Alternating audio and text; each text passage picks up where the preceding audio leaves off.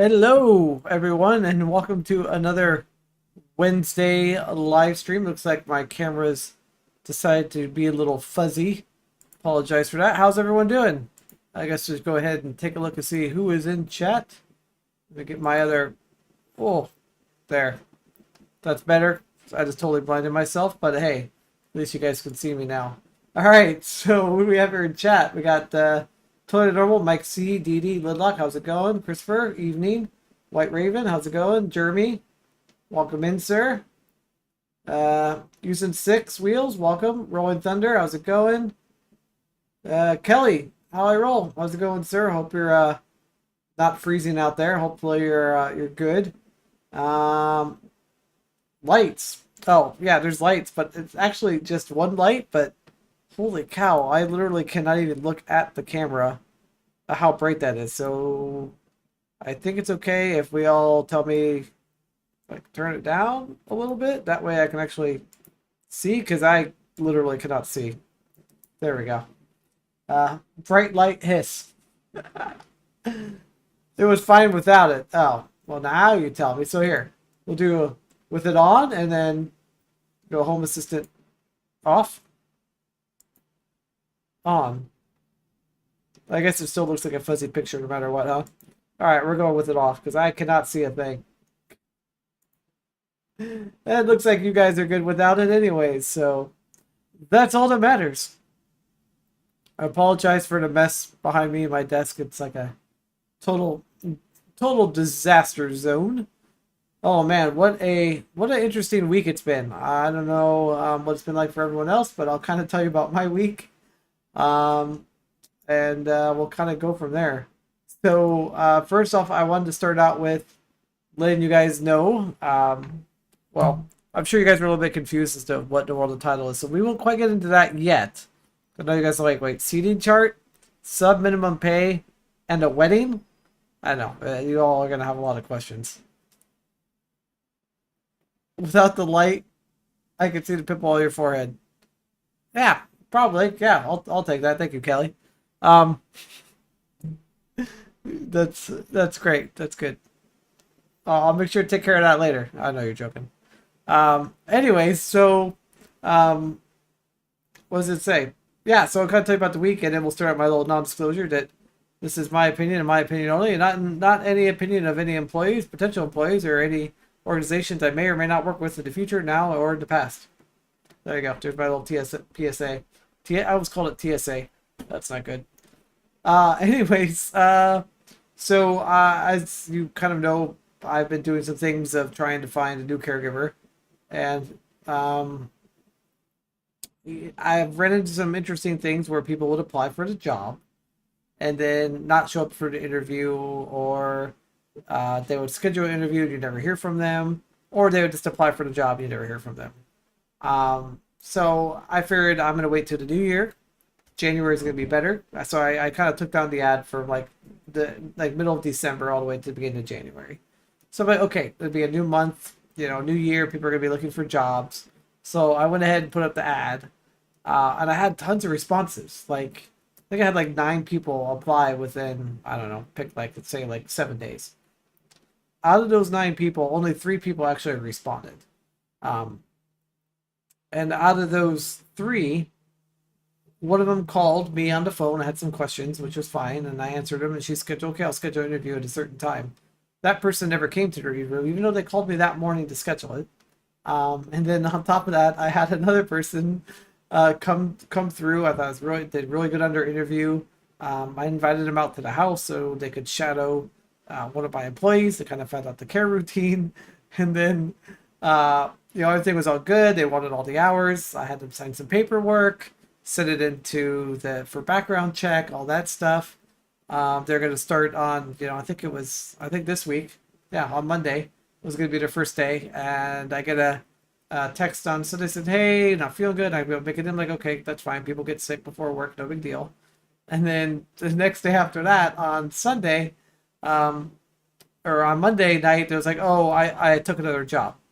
It's like, wait, you just went through the whole process with me, agreed to work with me, did the paperwork with me for hiring, and then you take another job. It's super frustrating. And I'm getting to the point where people are they'll apply and not respond, and I don't know. That's my little vent that I have. That's it. The only thing I have to complain about. It's just one of those things that just irked me the wrong way, and I'm like, come on. If you're gonna apply for a job, follow through with it. I can't tell you how many people I know, businesses, organizations that have looking and actively hired people that run into the same thing where they apply for the job and they never show up. They never hear from them again. Has anybody dealt with that in chat, or know businesses that have dealt with that? Because it's been a problem in my doctor's offices, like all kinds of places. So anyways, that's my one little complaint. That's it. Just wanted to get that out there. Throw it out there. Now we're going to get into the juicy good stuff, which you guys are all here for. Especially if chat's being quiet. That's how I know chat is like ready to move on, when it's like getting all nice and yeah. Well, that's the thing. So totally normal sense, like nobody wants to get paid. And I just want to know, these people that are applying for jobs and never showing up for interviews or never following through. I mean, are people still doing unemployment? Is that a thing? Maybe I should have put that as the poll. Unemployment, is it a thing? Like, I don't know. And I don't know if any of you that are actively looking for any type of care have ran into that situation, but it's just, yeah. One of those things that makes you go, murr. So, back to the subject matter of seating charts, sub minimum pay, and a wedding. So I did a poll. I guess we'll kind of start out with the sub minimum pay, and then we'll jump into some wedding stuff. So sub minimum pay. I know there's a few of you are like, okay, Ryan, that's great. There's this thing called sub minimum. Geez, I can't even say it correctly. Sub minimum pay. And it looks like there's a few in the poll. I'm going to go ahead and probably end it. And here we go. So it looks like 55% of you asked, what is it? So let's go ahead and dive into it as far as like, what is it? Why are we talking about it? What does it pertain to? Disabilities, that kind of thing. So basically, let's kind of start. So sub-minimum wage was created to allow employees to pay certain employees below their state's mandated minimum wage. Okay. So basically, it's kind of like there's like a loophole that allowed employers to pay less than federal wage, so-called sub-minimum wage. And this started way back in 1938 underneath the Fair Labor Standards Act. So in 1937, President Roosevelt enacted the federal minimum wage while formulating the Fair Labor Standards Act. During the process, Labor Secretary Perkins quietly slipped in a provision for a sub-minimum wage. According to Perkins, a sub-minimum wage was suitable for persons who, by reason of illness, aka disability, or age, or something else, are not up to normal production. The provision was vague by design, which led to many employers exerting their racial bias by paying sub-minimum wage to workers of color. That's kind of where it all started. Welcome in, Wanzo. Teacher. I'm not teaching today. Actually, I'm going to be doing some teaching today. Today, even with the EEO, the Equal Employment Opportunity Law, preventing job discrimination, the Fair Labor Standards Act, which is also known as Section 14C, is still allowed in a lot of states. During my research, I did find out there are a lot of states currently that have banned it and have made it illegal, including the state of Oregon, but we'll get into that a little bit more. So here's the main part that we're going to be talking about today. There's different aspects of this sub-minimum wage, but this is the important part that kind of it goes around our area. So if you would, gotcha. That's totally fine if you want to share the stream, if that's what you're asking me, person who messaged me on Discord. So employment of workers with disabilities, Section 14C of the law, allows employers who have received a special certificate from the Department of Labor's Wage and Hour Division to pay wages less than federal minimum wages. So that's like somebody being paid $4 an hour, $2 an hour, like way below the minimum wage in their state. Which is just like, wait, what? Like, what? So it's basically, what it has to do is they say it has to do with students who work in retail, agriculture, or higher education. And then one of the other things is individuals with physical or mental disabilities is a hindrance to them finding standard work. So the main thing that they really try to do is like, okay, so if you have a physical or mental disability and you aren't able to do standard work, here's an option for you, which is great. And it had a lot of positive things like providing community and jobs for those that maybe couldn't get a job elsewhere. But I feel like we're at today and age where everyone should be paid the equal amount, no matter what the job is. Even if it's not standard work, it still should be paid the same as everyone else. We don't need to have this sub minimum wage anymore. It needs to go. And this is in my opinion, it needs to go. So According to Forbes, this is a recent article from 2021 that I'm reading about. Out of the small population of people with disabilities who are hired, many receive sub-minimum wages. In recent years, the estimated 420,000 individuals with disabilities have been paid an average of $2.15 an hour, which is just insane. That there's this whole thing out there that they're able to go and, have this kind of loophole law, which is created for a good reason back in the day. It just, yeah. Um, And it's kind of interesting because according to the ADA Act of 1990 prohibits discrimination of a worker based on disability. Paying them a sub minimum wage makes little sense and goes against civil rights of those people. And that's kind of my biggest point, is that, like, I know that a lot of these community people are able to gain a community and be able to get job and work where places maybe they wouldn't be able to work at before. But if they can still do that job, they at least need to be paid the same minimum wage that it is in their state. There doesn't need to be the sub minimum wage. It doesn't need to be here anymore. Because it's a violation of the Individuals with Disabilities Act, and they have a right to access, including the right to access the same pay. So there are some new things that are trying to be pushed through, like modern right now, to basically make it that basically a nationwide minimum wage that makes it so there no longer can be a sub minimum wage.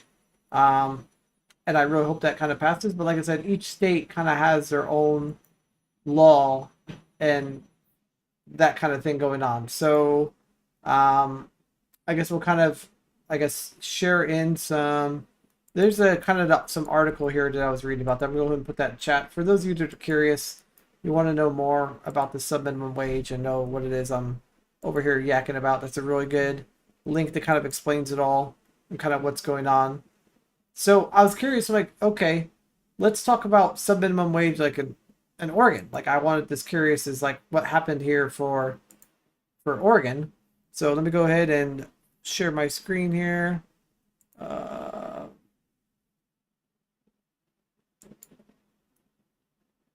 Oh, okay. All right. Will, I got you. I'll be able to put that on screen just a second. Let me go ahead and bring up my screen. Desktop. Yeah, $2 an hour does not even come close to support life, like, at all. Like, so I went and did a little bit of research. I'm like, okay, so let's maybe try to figure out. Oh, of course, chat is right in the middle of the screen. Hold on, chat's in the way. Every time with chat, you guys are always end up in the wrong spot. Just kidding. But seriously, where should we move you to? Like right there. There you go, chat. You got moved. You've been moved. Okay. Back to what I was saying. So in 2019, Oregon passed SB 494.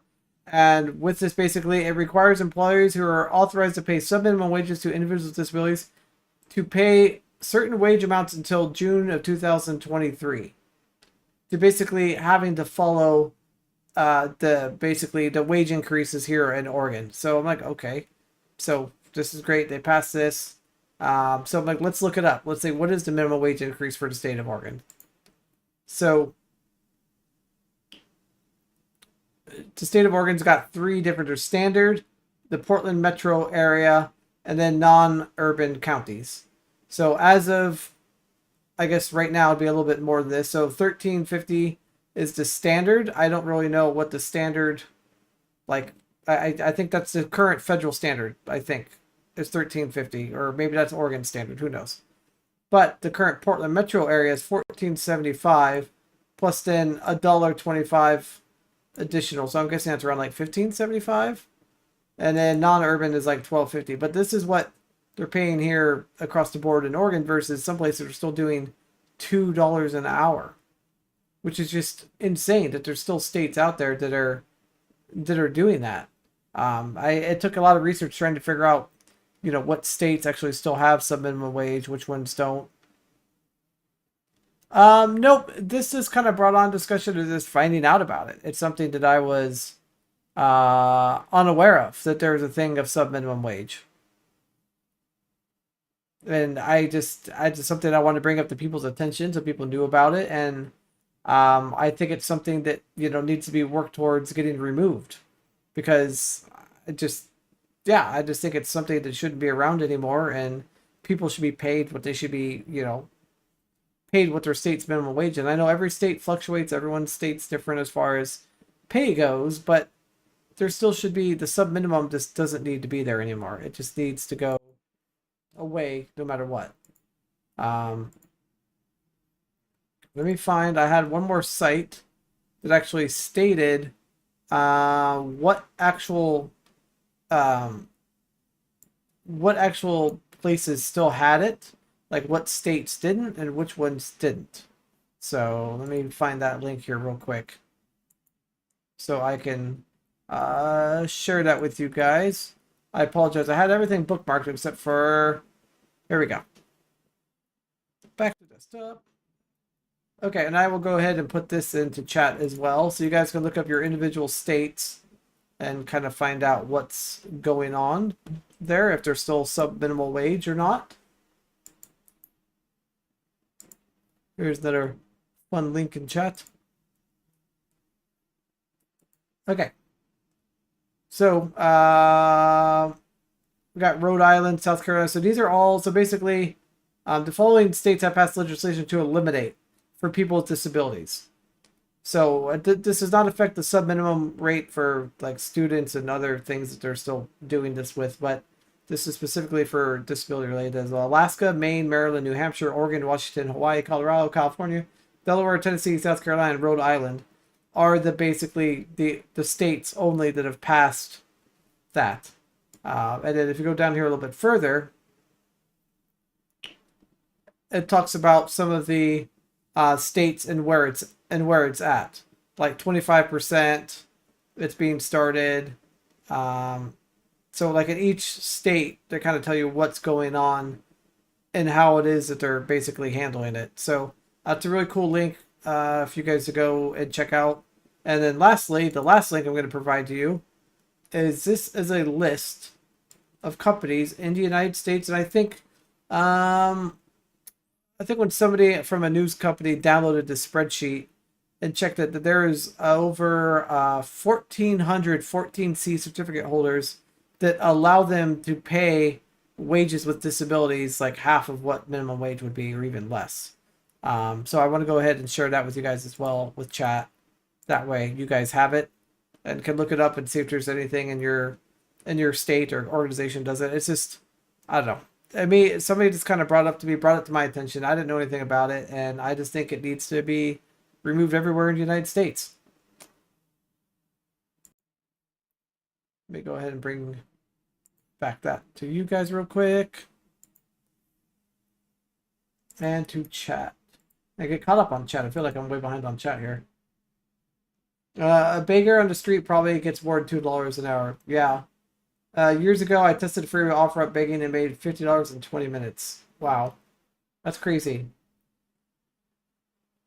When I lived in New York, there was a company that brought in a busload of disabled people to package and use feminine pads that have been sanitized for use on leaking pipes. Wow, that's crazy, Kelly. Yeah, it sounds like Alaska's needs to get their act together.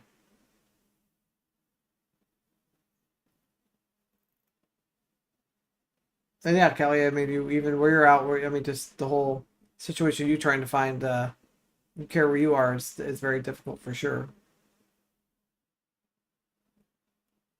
So yeah, so that's kind of the whole little talk about the sub minimum wage, in case you're like, or sub minimum pay or wage. I mean, I guess same little thing.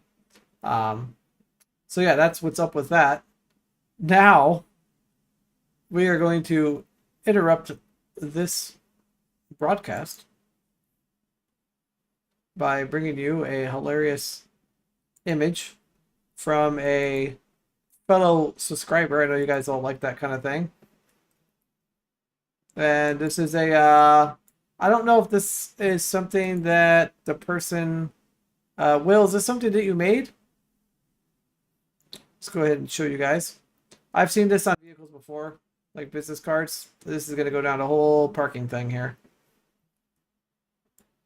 So I know live chat's on top of it, but basically, you have my parking space. You like my disability too? Parking in disabled parking space without a permit is both illegal and selfish. Your vehicle has been photographed and details have been passed on to the relevant authorities. I like that. I think maybe this should be printed and put on an orange cone, too. Right next to the parking spaces. That could be an option. Maybe.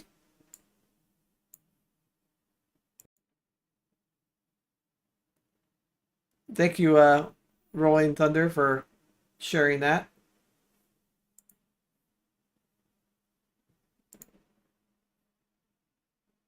Appreciate that, sir. So, one of the other things that you guys see in the title is seating chart and wedding. You're like, okay, Ryan, you need to like tell us what the crap is going on. Is there really a wedding? Are you just like full of it? Like what's happening? So there is a wedding. It is not my wedding.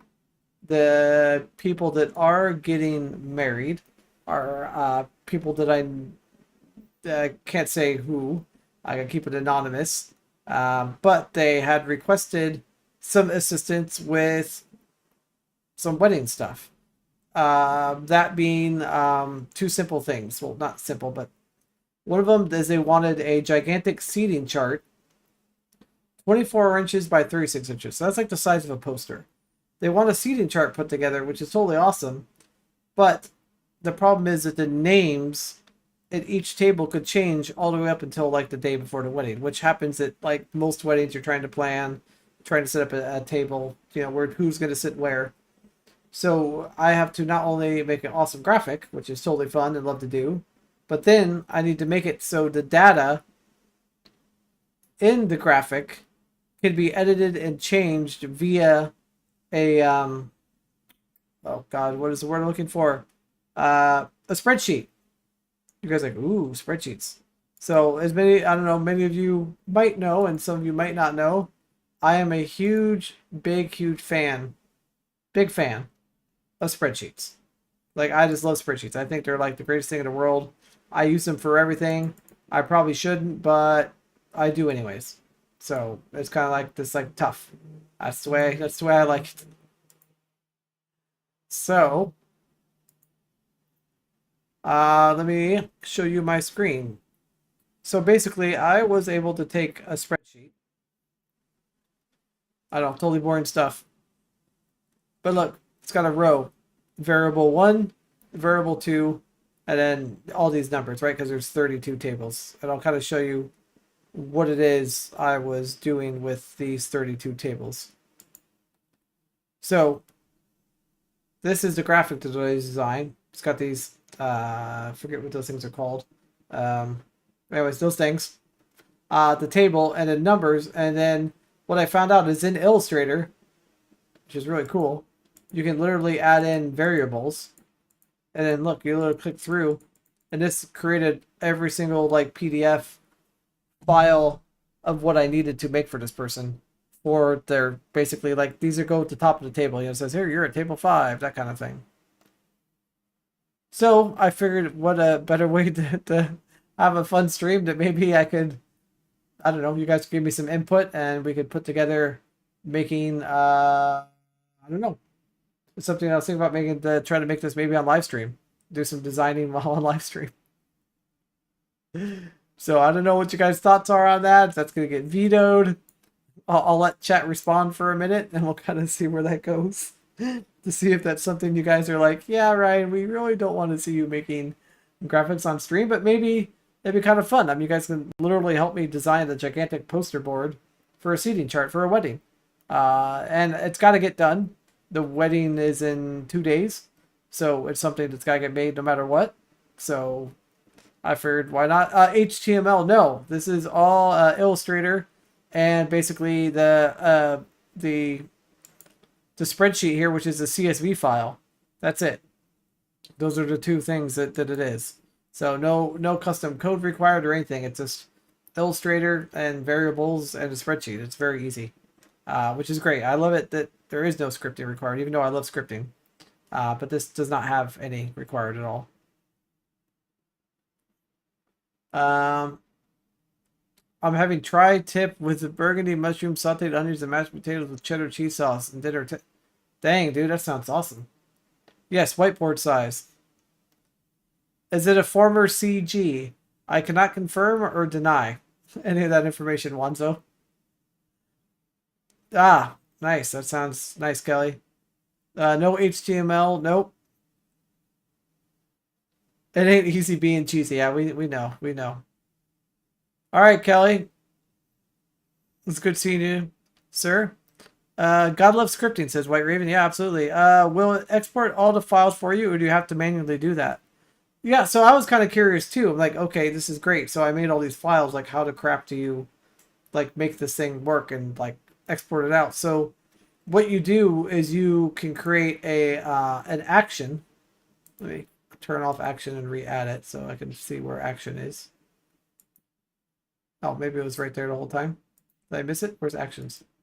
Here it is. I literally recorded an action that went through and took this file, whatever it looks like right here, and saves it as a PDF. And then like hit record and I saved it.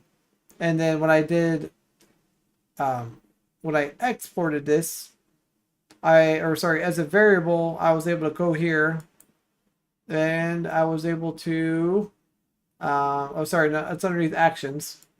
I was able to do batch. So I literally just went to batch. I could select my action called action 1 is the one that I saved it as, and it literally goes through and then does that. So no, you don't have to. The cool thing about this too is this will yeah, I mean it's scripting via GUI basically, yeah. It has like a record button that can save all your actions you do and then you just save it out. So yeah, so I figured it'd be kind of fun to hang out, chat with you guys. And and the cool thing too that I found out is I don't know if how many of you follow Power Soccer PDX at all on Instagram or any of other social medias. But every single time we have a soccer practice, we have a digital art graphic that says like for example, like I think the one for this month, yeah, it says January and it says January 22nd on the image. But being able to use spreadsheets now, I can literally recreate every single image for every single day of the year, all 365 images, and I never have to make an image again. Because right now, I was literally having to make every single day of the month we'd have a soccer practice, I would make that image individually. So now that I know you can do variables and spreadsheets inside Illustrator, I can make all of the images for Power Soccer in one swoop. Just like file, save, export, and make all 365 days an image automatically, which I think is really cool. And I'm sorry for those of you that like this is boring and you're like, we are still going to be chatting during the whole time of any of this. So please feel free to jump in and chat like this, kind of like we always do. Let's keep chat lively. Let's keep it like we always do. And I'm just going to be basically kind of working on this, taking in your guys' input, and kind of go from there. That's was kind of the thought process. What do you guys think about that? Your arms feel strange. I think, do we have why? Why are they? We'll switch back to me here for a minute. Ah, gotcha. That does not sound like a fun time. I'm guessing it probably wasn't a fun time. That's just me foreshadowing. It may have been okay, but it may have not been okay.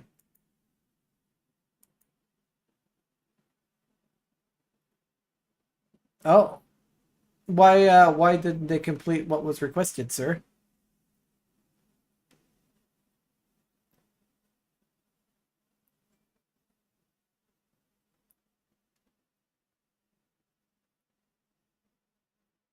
I feel like there's gonna be more to the story. Ah, it's a whole thing. I gotcha. Makes total sense. Actually, you want what? There is something I could share with you guys that you guys would actually love. It's actually not me designing something for those of you that It looks like I have apologized for anybody that I have lost during the stream. That was not my intention to bore you. My intention was to provide you some pretty fun stuff, but I don't know. Designing stuff on live streams, I don't think is the most, what's the word I'm looking for? Popular, I think people would rather have me chat, which is fine. I don't mind doing chat. Like, we can just hang out here and chat. That's not a problem at all. And then we can kind of go from there. All right, so I want to show you guys a really fun little video that I had put together for yeah, Power Soccer. Figured I could share it with you guys. I don't have to worry about copyright or anything all like that because, well, I made the video, so we should be okay. All right, let's see here. We need desktop audio on. All right, let me back up the video. Let me make it full screen. You'll be all right. Oh, you're missing a video. You want me to wait? You're not. You said BRB. I mean, it's only 2 minutes and 42 seconds. Can you hold on? I'm switching it literally right now, White Raven. You'll just have to go reverse, man, if you're gone. You'll wait. Okay, that's what I thought. That's what I thought. So live chat needs to kind of disappear because you guys are like, you guys are on the screen. Sorry. Denied. Hopefully it's not too loud.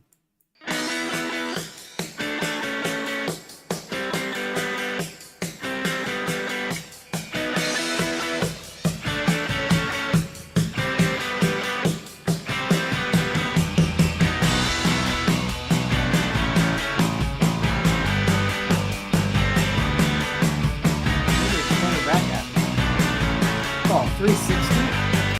Hold on. There we go. That's a little pixelated. Hey, who's that guy?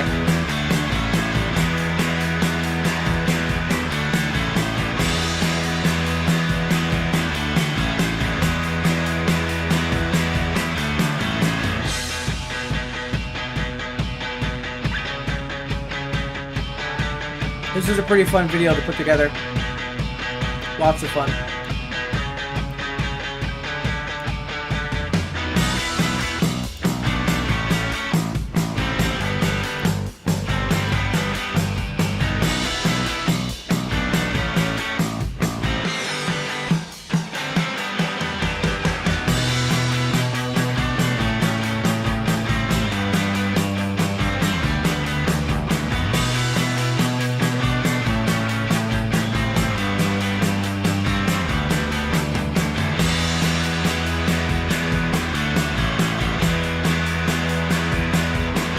Just a quick little 2-minute video.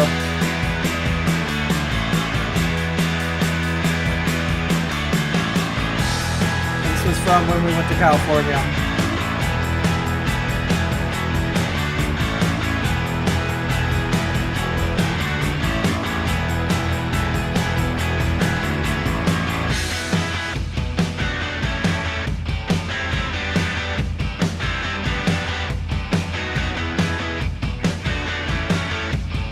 Be entertaining because chat's being quiet. That's the way I know chat's good. When you guys are quiet, I get concerned. Just kidding.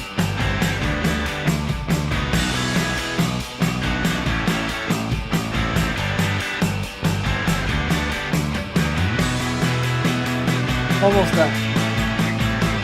80%.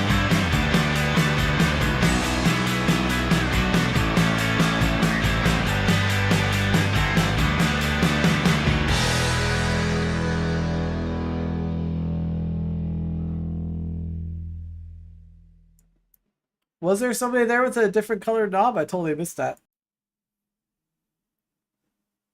Yeah, I don't know where that may have came from. I think there may have been a few. I think totally normal. Didn't you bring a few joysticks to that? A few joystick knobs to that that we were trying out.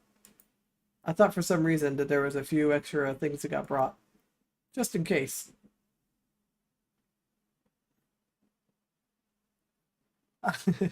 Your double vision is now quadruple vision. Sorry about that there, Dustin.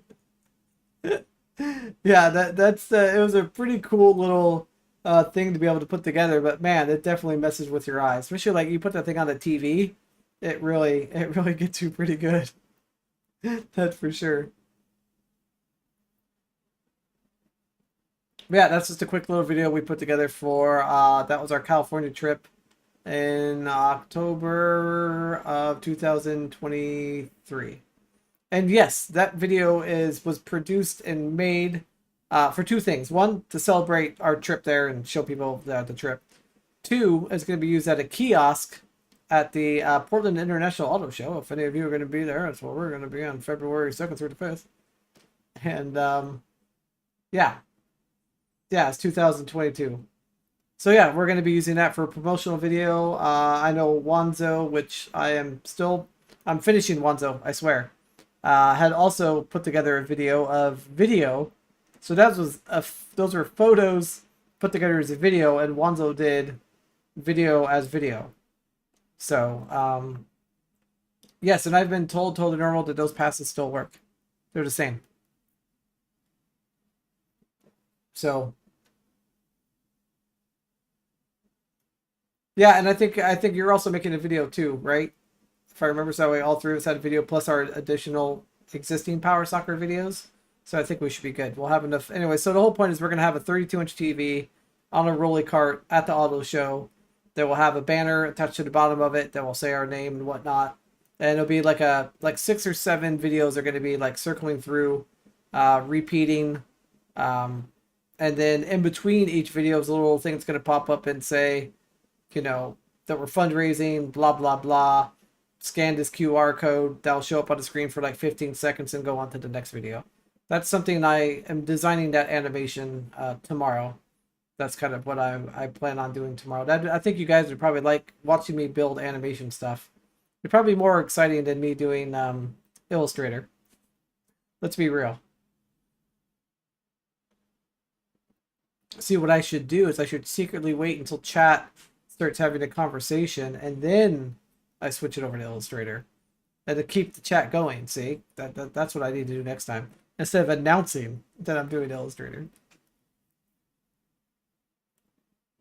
Ah, yes, and a telethon. Which I don't really know, do they really call them telethons anymore? Does anybody want to clarify if it's a telethon or not? Our Power Soccer group, Power Soccer PDX, we are going to be... Don't have any dates yet. I will let people know on Twitter as soon as I find out. But we're going to have dates for a online telethon fundraising some funds for Power Soccer and our travel. So we're going to have those videos playing during telethon as well. So a bagathon. Wait, what are we bagging? Are we like secretly like mailing out brown bags to people? Like, I picture OPD in a desk with beige phones and belt. Wait, hey, I have an idea. It involves a Google Voice number and some old phones. I think we might be able to pull something off like that and have it where people can actually call in and have phones ringing behind us. I think that'd be epic. I know you got some old school phones, and I think it'd be a lot of fun.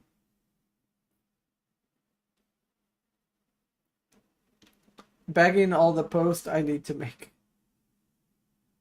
Someone say phones? Yeah, like actually have phones like ringing behind us. Like an actual so it's like an actual telephone. Oh. Wait. What if that gave me an idea. Totally normal. You are a genius. Okay, what does everyone live chat think about this idea? So imagine totally normal in his soccer chair, right? With a 3-foot pole behind his chair with a sign on it that rotates around that says, call now, call now.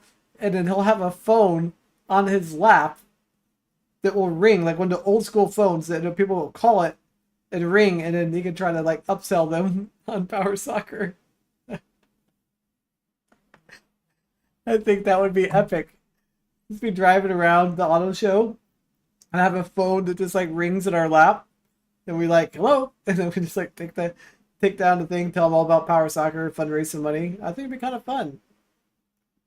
Oh man, that'd be epic. Yeah, we're talking about Lidlock using the like an old school phone and using like a Google Voice number over cellular or something. I don't know. I'm sure Totally Normal already has an idea for that.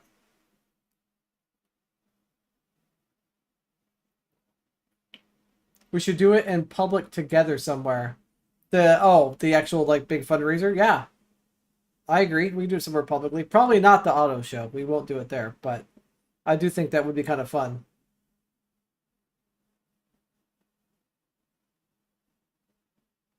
A payphone? That would be kind of fun. Hang out at a payphone and just like watch it ring. People are like calling in donations for our telethon at a payphone. Oh man. The contest stickers for the first team that figures out how to use a rotary dial. Ooh. There you go. We could totally have that set up there at a table and like have like random people come up. What if we could like do it in a mall? We need to find a place that's got really good cellular connection for the live stream. What do you guys think?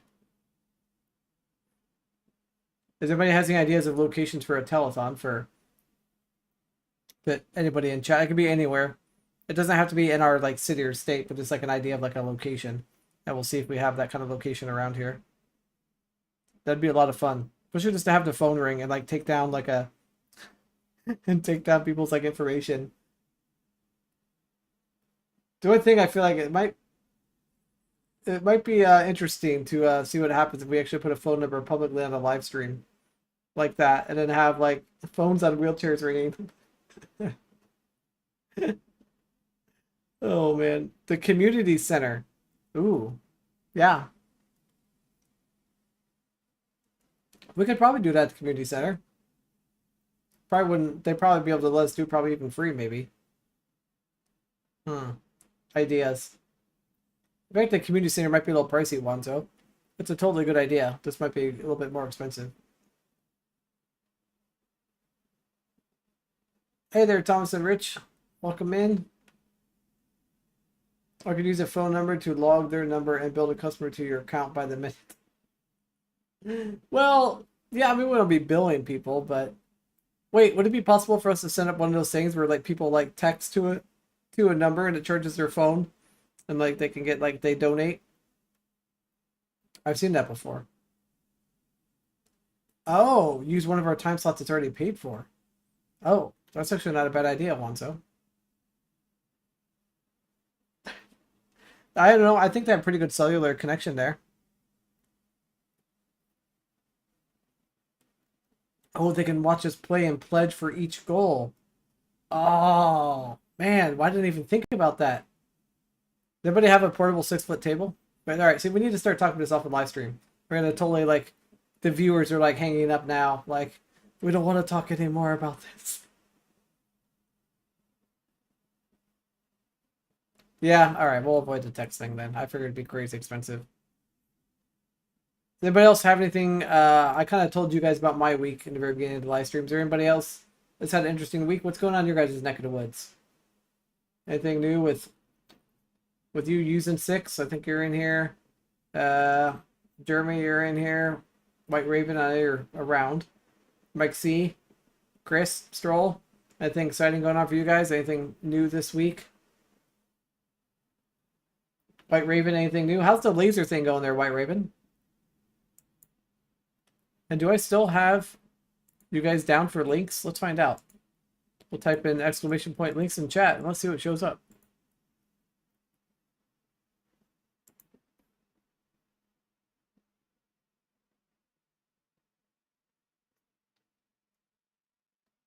For all your joystick needs and 3D printed, visit whiteravenmobility.com.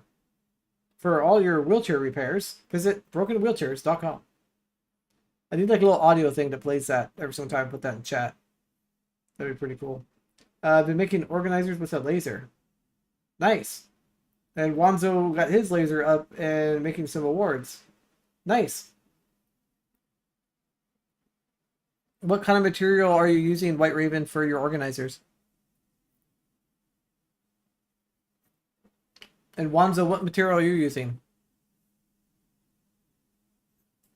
I've been outside during the daytime first time since New Year's. Awesome, dude. I'm glad you got out, man. Hopefully it was warm enough for you wherever you're located. I have not left the house since last week, Wednesday. So I hear ya. Oh, doing some logs. Nice. And using cardboard and foam board. Awesome. Cheap and easy. And the cardboard doesn't catch on fire? Or the foam board? I'd be kind of worried about that burning.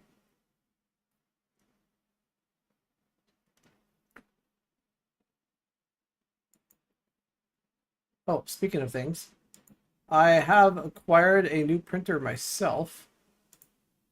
So I have a few things on eBay that I have been selling. And it's been kind of great being able to go through and sell stuff. But the problem is the local place that I go here to like deliver packages, they added like $6 to $7 more for the same tracking label that I could just gone to USPS for, or you like printed it through eBay and stick it on my own box.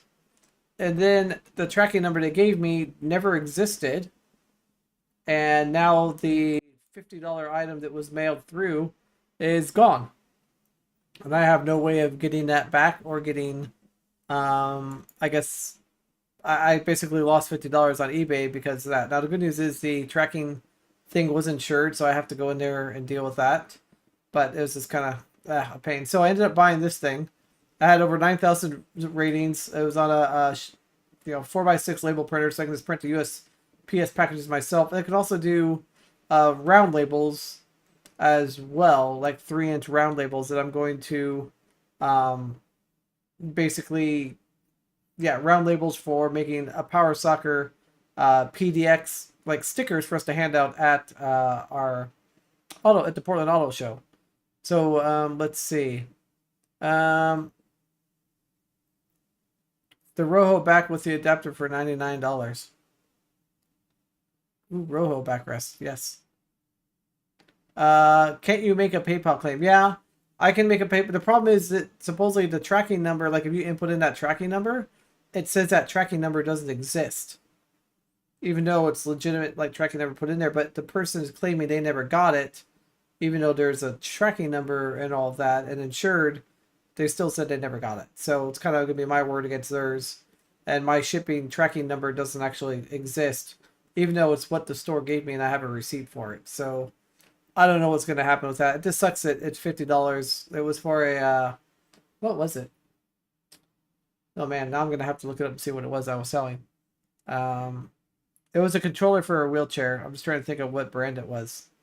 I think it was a controller for an Invacare chair. So, but anyways, I don't know if any of you have had good luck with thermal printers at all.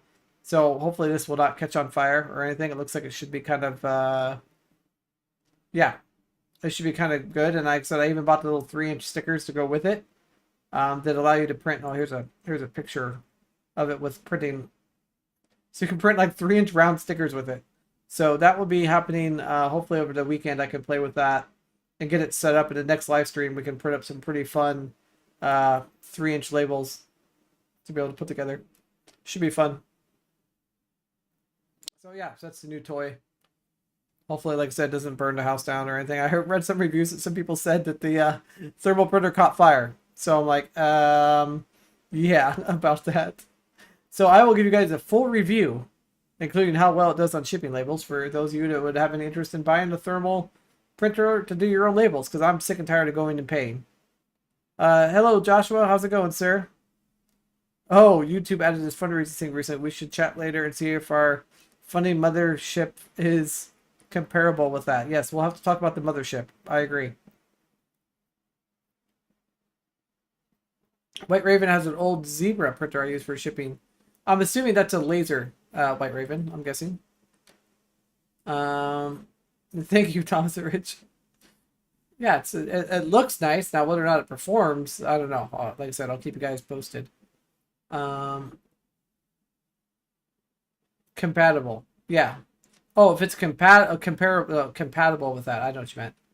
Oh, thermal zebra. I'm gonna have to maybe look that up. PayPal stuck in a 4% charge for currency conversion on a programmer. Oh man, that's yeah. Because you recently bought was it an Artnet programmer, if I remember, is what you purchased. See, now I'm gonna have to go in here and I'm gonna have to look now in my eBay here in the middle of a live stream. Just remind me not to share my screen, and we'll be fine. Um.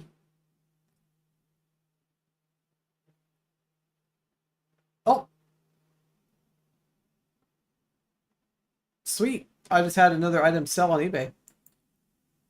So I was selling a Quantum 2009 controller for a Quantum Q6. It was a controller and cables. It was a pretty good deal. And the tracking number, they, I've received payment for it, but they, um, but there's no, but I got a message saying that they never got it. So I have no idea what in the world's going to happen with that. Let's see. What else did I miss here? With a brand like Moonbien, it should be. The printer is great. Yeah, right?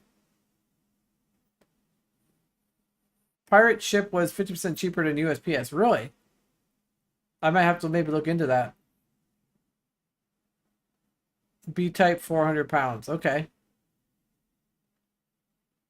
Pirate ship is decent. All right, I'm gonna have to look into pirate ship. So is pirate ship, you say, better than eBay, like pricing?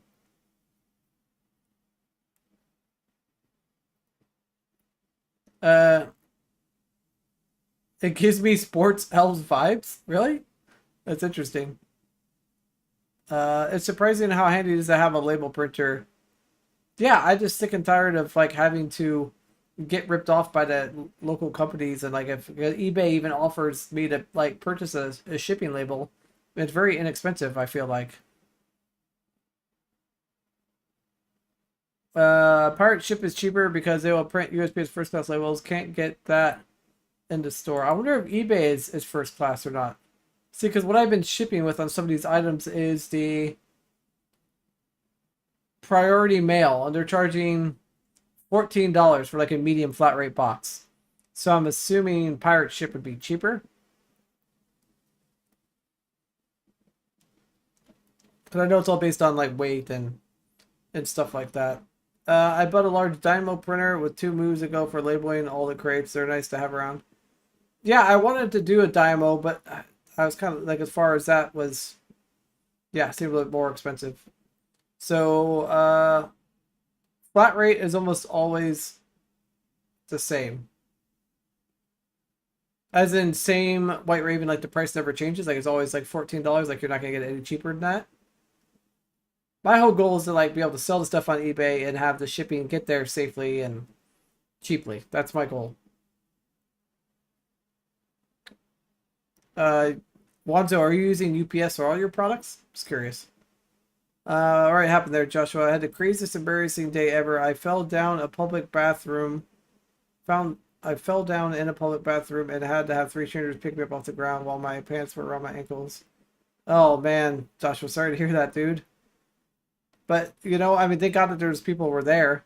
As much as it was, you know, an embarrassing situation, at least there was people there, you know. Ah, so I should shy away from flat rate boxes, huh?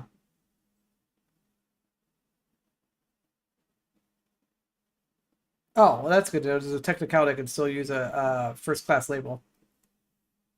Because the problem is, like, as you guys know, wheelchair parts and like tennis shoes, it's kind of like they're all such like I'm selling tennis shoes. I got wheelchair parts on there, like totally random stuff. Um, and it's really hard to find boxes, I think, that can fit it, unless there's like some sort of secret box location you guys are getting boxes at that I don't know about. Yeah, Joshua, I'm glad you had some help there too.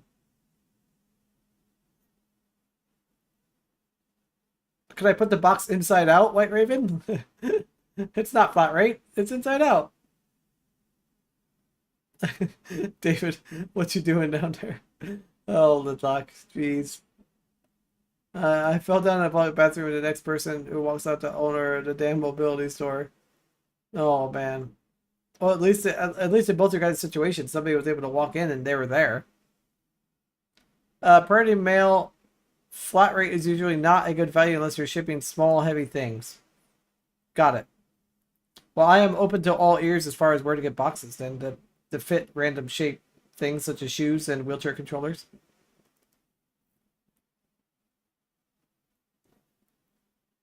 So I figured that you're basically like the $14 includes like the cost of the box is what I was kind of thinking. Because I don't have like tons of boxes laying around.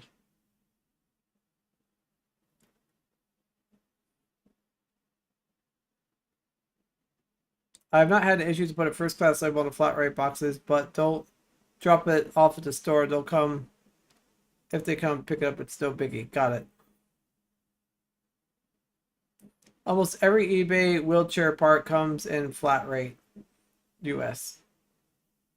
Gotcha. Yeah, I figured most of the parts on there. And I also just sold a Q6 Edge control modular as well on there, just sold today.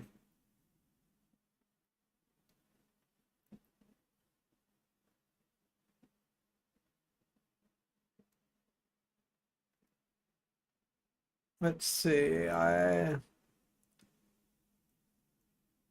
because your chair doesn't fit you. Yeah. Oh man, that's crazy far.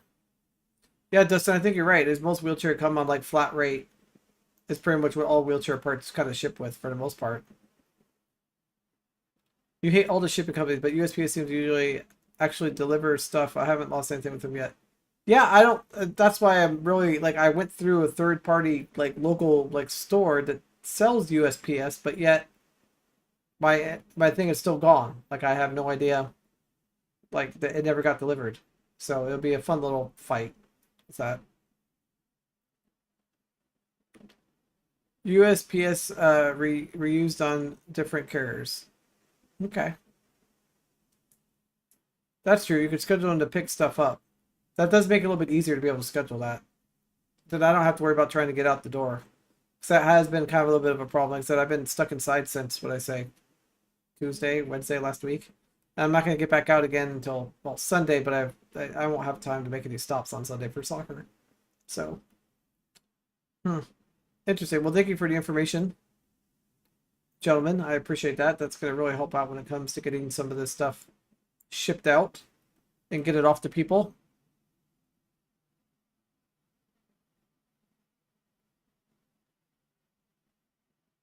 All right. So waltz into post office and grab a bunch of boxes used later for free. I'm assuming you're talking about the, well, basically kind of the boxes I already have, is what I'm guessing. Is what you're talking about there. Totally normal. Just putting different labels on it.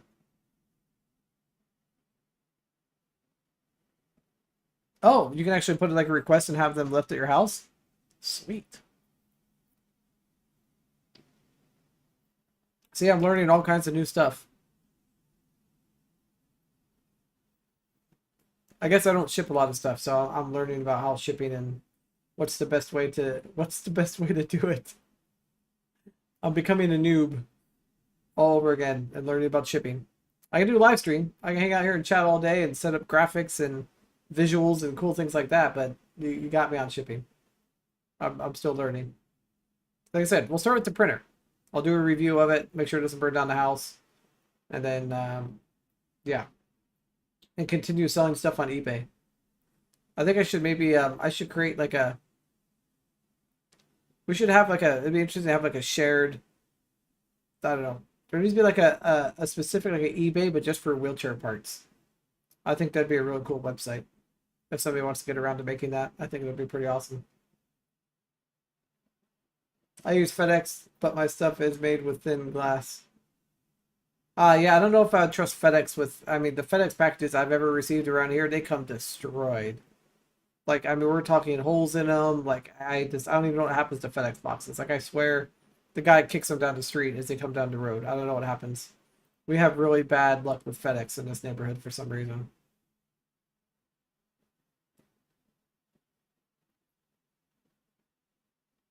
Ah, yeah, that's the thing. I need to get my scale.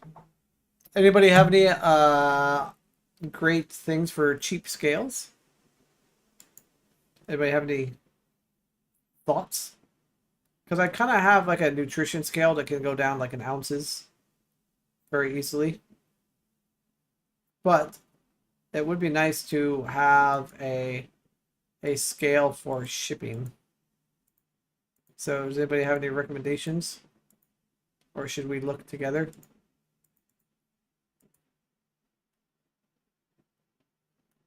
Let's take a look together. Let's share. On track has to be the worst though. They have yet to get anything delivered that wasn't damaged, totally destroyed. Yeah, on track is not exactly on track, are they? Amazon has shipping scales that are nice. All right, so we're looking at Amazon Digital. And then White Raven got your scale on Goodwill's website. I didn't even know you could buy direct Goodwill stuff on their website. I had no idea. All right. Does Amazon make their own? Hey, look. We'll be in. My printer people, they didn't even make one. Wow. All kinds of scales here. They're really not that bad price. Shopgoodwill.com. Of course, I knew that. I knew that. Yeah, so some of these are like all over the place in pricing. So it kind of just depends on how much you need to weigh, I guess, right? Yeah, 3,000 reviews, 9,000 reviews. Huh. Yeah, they're not really that bad. But I don't need anything fancy. Got it. Get something that actually has like this one, like 90 pound, for example. Like this would make a lot of sense. Not that, I mean, I could be shipping something that heavy. I mean, for example, things I can tell you that are also in the things to be shipped is it's probably gonna be close to 90. It might be 2 wheelchair motors. I think they're like 30 pounds a piece, maybe 20 pounds a piece. They're old school motors, 4-pole. So I'm guessing those might be kind of a little bit yeah, but that's not bad.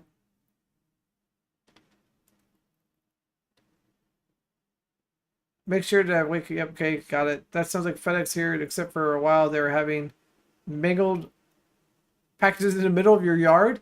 Okay, how can they miss, like, not getting to the front door?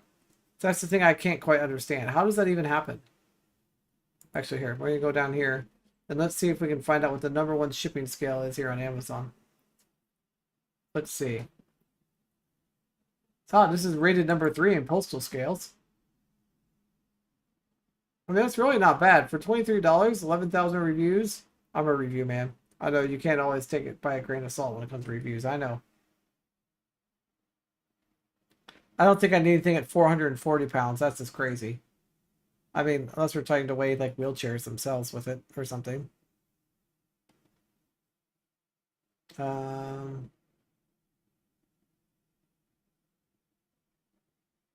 Look about little calibration set. That's interesting. Yeah, I mean, some of these are not bad. Like $24 price range. I don't think it's terrible. I don't think getting anything less than that looks like it's going to have a pretty small minimum weight, which is not going to help me out at all. So going with something like this for $23, that's not bad at all. So I think I will order myself one of these. I also, in Totally Normal, I think you have the link for it, maybe.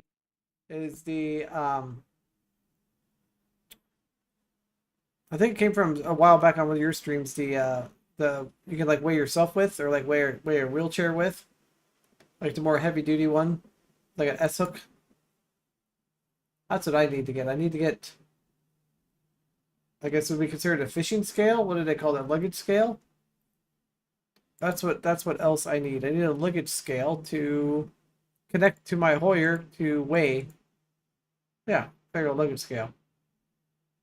I just need to kind of find out what I weigh, aka wheelchair weighs, all that excited stuff. Let's see if we can take a look at some luggage scales here and see if we can get any other. Well, wrong scene. Almost with the end scene.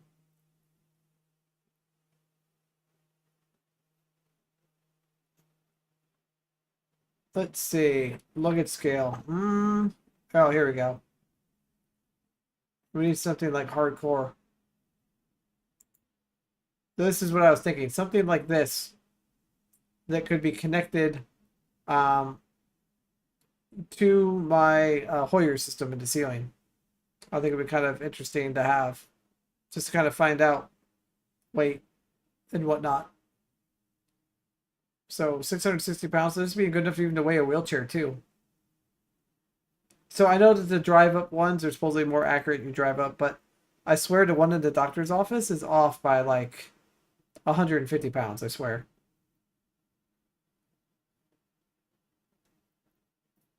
A few luggage scales have push scale built in.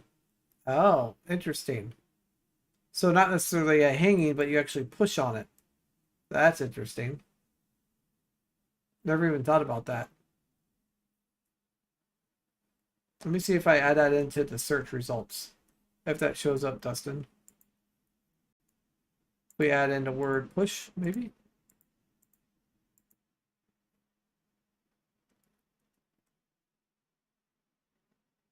Oh, I see a link here in chat. Is there something? Where'd that go? Did you delete that? I'm so confused. I swear I just saw a link on chat like 2 seconds ago. And now it like disappeared.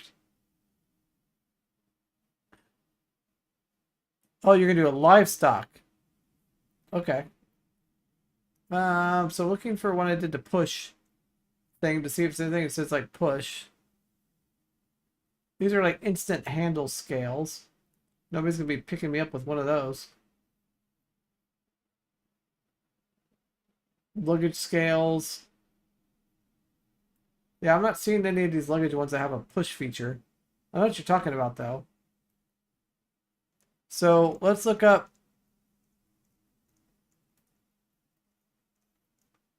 livestock scale. That's what we really need. I bet you those are crazy expensive on here.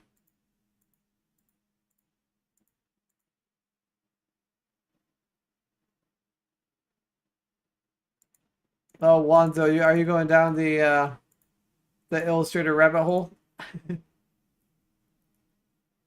I mean, it's actually not terrible. It'll be hard getting a wheelchair on there, shape size. As far as, I mean, it's good enough for a goat. It's good enough for a power chair. Yeah, 40 by 20. I don't think a power chair would quite fit on there. Ah, here we go. This is what Totally Normal was just talking about. Literally, build your own scale.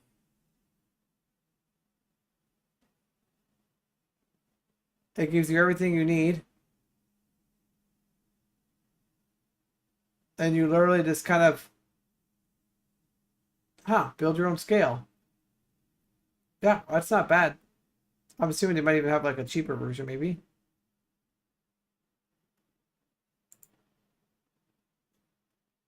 There's a 1,000-pound one meant for livestock for 209. I mean, it's not really a bad thing.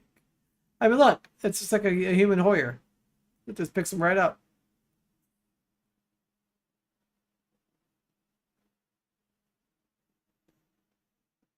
Just looks like a lot like Amazon.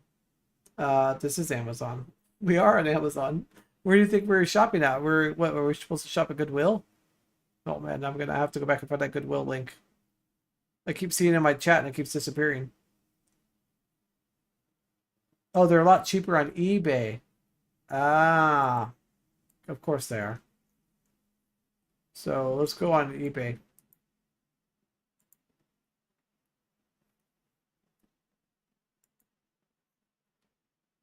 Oh, Durr. That's where it is there, Ryan. Okay. There we go. This is the Toledo shipping bunch scale. Wait, 31? All right. That's actually looks like a pretty sweet scale. Wait, what did that say? It complies with what? Oh, it's complies with the Canadian ICS 003. Perfect. This item is new and original packaging. In fact, oh no, this is considered good. What do you think the shipping on something like this would cost? What do you guys think? Put you a pretty hefty penny. I thought you were supposed to be using Illustrator. I'm gonna get back there. I just figured that we hang out and chat and kind of get all distracted first, and then we'd kind of go from there. Shop Goodwill is dangerous. Buy stuff there way too much. All right. 1 day, 23 hours is left on the timer there for that. Yes. Wow. Okay, now I'm gonna have to. Should we do some searching? Computer gaming case for $30, dude. You get that like brand new for 30 bucks. Like, come on. Let's see what else can we find on here. Dell screen, generic webcam. It's generic, 1080p. Wait, are you able to filter on here that will show you if it's new or not? No, not really, huh? Yeah, you guys have got me on the dark side. Oh, look. This is actually a really good... Oh, that's the 505. So if it was the 9 series, actually a really good webcam. See? Now you got me going down a rabbit hole. See, this is why we absolutely love chat. Chat is here to be awesome. Because they can help you go down rabbit holes you never knew existed. Streaming bait and switch. Hey. No. I'm just trying to keep those, around here that want to talking. And then I'll slowly switch into Illustrator. We still have 40 minutes. I can do Illustrator in 40 minutes-ish. I think. I'm sure you guys will be making fun of me on Illustrator. So I'm trying to avoid the painstakiness of being talked about in Illustrator. There's some graphic designer coming out and be like, oh, you an Illustrator. No. You're horrible. Get off of there. Ooh, a projector. 16 gigs. What kind of RAM do you guys think this is? Let's see. Is it DDR? Wow, DDR4? 16 gigs? I don't know. I feel like I don't know if I'd ever trust RAM that's been exposed, shown out in the elements.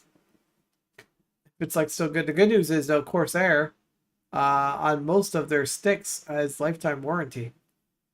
So there's a little tip for those of you who are looking for RAM and buy anything used. At least it's lifetime warranty. Obviously, there'd be a cost to warranty it and stuff, but yeah, interesting. We got all kinds of cool stuff in here. Tons of keyboards, laptops, old school keyboards. Old school device. I guess this would be kind of a great place to go and look if you're looking for something very like a Google Stadia Premier Edition controller. Are those Bluetooth? Oh man. Oh, sorting by ending is how you get yourself in trouble. All right. Let's do that. Sort by... Oh, this is ending soonest. Okay, gotcha. Let's just go to electronics in general. What else do we have in here? An iPad. $8. 50 seconds remaining. Oh, man. Okay. See, this is why we can't do this kind of thing. An Echo Dot for $9. Hey, a Bose? Anyone? Those things used to be like the thing, man. Those things were crazy expensive back in the day. For $18.99, everybody need a Bose system? Oh, a ThinkPad. I have one of these. Anybody need a ThinkPad? I should put mine on eBay. I'll sell it to you for $20 on eBay. Oh my gosh, this is a huge rabbit hole. No wonder why you guys get so much trouble. I mean, it's just moving head DJ light equipment. Could this be useful for a live stream? Oh man, look at the power of that thing. Wow. Does it actually turn on? Interesting. 42-inch. Looks good, not tested. Wow. I have no idea how much something like that costs. I'm assuming anything DJ. It's got to be pretty expensive. Yeah, I saw that Walkman that was there. A MacBook Air. A vintage HP 10 square slide theater. No idea. Smart translator. Couple monitors. There's some pretty interesting stuff on here for pretty cheap. All right, now I feel like we're kind of back to kind of where we started. Some headphones. Oh, flip phones. Those are becoming the new rage again. Graphics card. All right, I feel like we're just basically went down a rabbit hole that we're never going to get out of. Not tested equals not working, right? Yeah. See, this is the kind of site could definitely get me in trouble because I'm not looking for anything specific. But if I see something specific, I'll be like, I need to have that, even though I probably don't need it. So this is a really bad idea. So thank you for whoever suggested Goodwill. Appreciate that. Everyone that comes back and rewatches this live stream is going to be like, wait, what? There's Goodwill website? Shopgoodwill.com? Like I said, I had no idea. I thought you just had to go into the store every time. Wow, paper feeder for a very specific printer. Wait, is that a soldering station? But wait, there's a soldering station. I don't know anything about soldering station brands. If it's good, bad, or indifferent.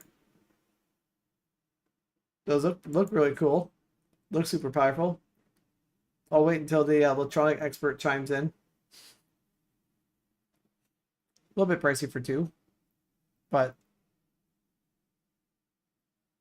tested only to turn on. I guess they weren't trying to solder with it. I don't know. It must be a pretty popular item. It's got some bids going on. 10 bids. Actually, a lot of bids going on. Yeah, that's interesting. All right, we're going to click on the newly listed, and we're off of here. We're done.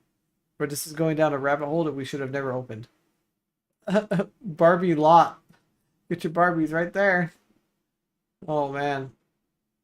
Vintage baseball cards from the 50s. Okay. Okay. I want this chess set just for how cool that looks. Look at how cool that thing is. It's very creepy, but it's really cool. Is that not cool? I'm not very much of a chess player, but it's got some weird stuff on there. I like it. Appears to be metal drawer. It looks like wood, so it's interesting to have metal in it. Looks like a couple of decent units. Probably Heiko clone. Oh, yeah. I don't know about the Heiko brand. Or Heiko. Rod Stewart, Elton John CD set. I guess CDs are still a thing. Or a pro NFL jacket. Gotta have one of those. Wow. Yeah, there's some pretty interesting stuff here. All right. I think it's time to get off this site. We'll be losing people right and left on this one. They're like, all right, first we go Goodwill, then we're talking about this. We're kind of all over the place tonight, but I figured that's the kind of way everyone likes to have the streams, though, right? If we're all over the place, we're doing it correctly. Oh, your FedEx is here for a beep show. Got flagged. Right, Raven. That's right. We can allow that text on here. It's totally fine. Must buy all the things. No. Yeah, you guys have pulled me way over to the dark side. Wanzo, did you do an Illustrator update? Did anybody else in live stream hop in and open up their Illustrator? Thinking that now that since I started out like discussing that or is it just Wanzo? Just curious, a show of hands, or I guess a show of wheels would be more the proper term. No, I like the choice language. It's good. We need that in chat every once in a while. It's fine. This is not rated. This is rated for not. Yeah, it's rated for those situations. It's totally fine.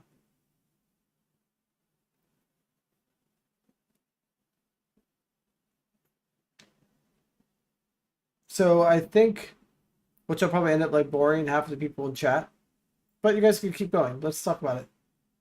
Amazon push-pull scale. Oh, see? See, I knew it wasn't going to be over. There's going to be more websites. Nice job, Dustin. If I can actually learn to copy and paste correctly. That would be the key there, Dustin. That would be the key. And making sure that I put it into the correct browser so I'm not doing that thing that I'm not supposed to do, which happens all the time.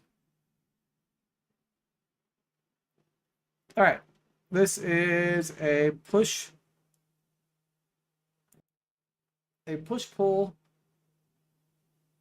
Interesting. Okay. 89. Yeah, I'll be able to use that for. So looks like okay, yeah. So they have the different what it's able to do. 65 pounds, 110. Interesting.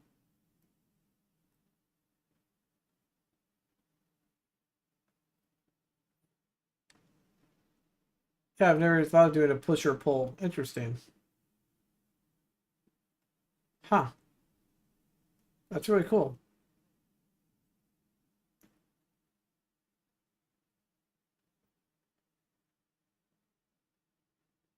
To subtract the fractal forces of gravity, them slide across the carpet. That's true. Interesting.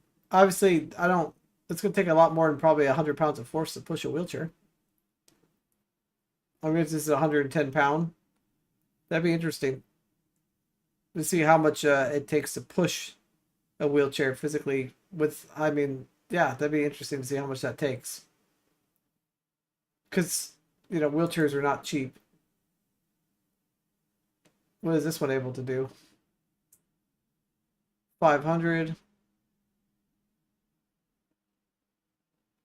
Yeah, I don't. It'd be kind of interesting to see. This looks a little bit more sensitive, but that'd be pretty cool. Listen, the main thing is just get the big one that can connect on a Hoyer. I think it'd be pretty awesome, just so I can weigh myself and whatnot. Okay, let's jump into. I mean, I guess I can start slapping together some Illustrator action. Unless you guys, well, wait and let chat catch up here and see if there's anything else that we're missing besides building our own scales. Like I said, we're going to continue having chat no matter what. I think it all started because I kind of asked you guys what's been going on with you guys, what's been new. I know we talked about shipping, talked about new printer that I got.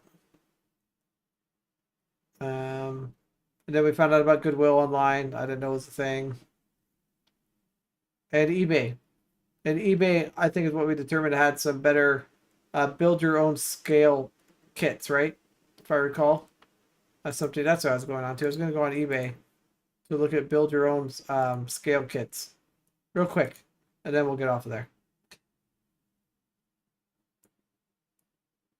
I guarantee you there's probably lots on eBay. Oops.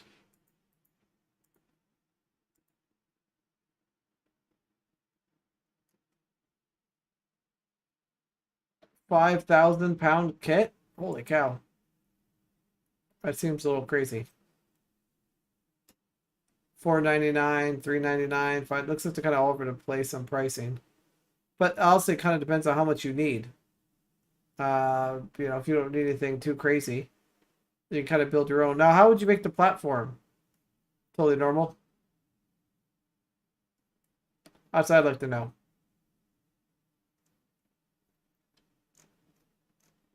Is there like an instructional videos like this is how you make a build your own scale? Should we see if there's anything should we see if there's anything on the YouTubes? Pretty sure this browser is not signed in. Perfect.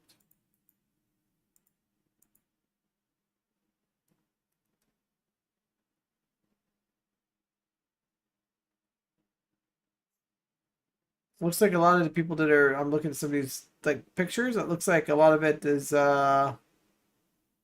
lumber. Just zeroed out. Okay, so you can do lumber, you can do metal. Oh, all right. Well, that guy's doing a welding thing, and that guy's building a car thing. We don't need to do anything welding, but out of wood would be perfect. Okay, sweet. I think that'd be kind of perfect. Or you almost need like something that has, in this picture, like this big piece of aluminum you can drive up on top of. That'd be pretty cool too. But yeah, you just make it out of wood and then you just zero out the. Okay, that makes total sense. We won't watch a video of a guy's weighing gone wrong. I'm sure it didn't go so well. And this guy looks like he welded a bunch of diamond plate stuff together.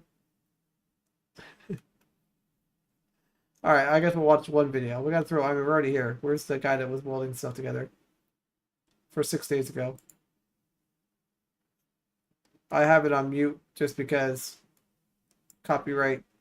So he just made his out of metal. So we wouldn't do that, but basically kind of same concept though. Something big, make it out of wood.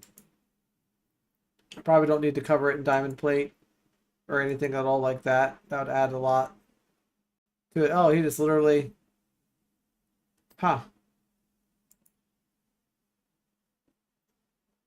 Literally put it all together. And you just literally kind of put those at the corner. Interesting.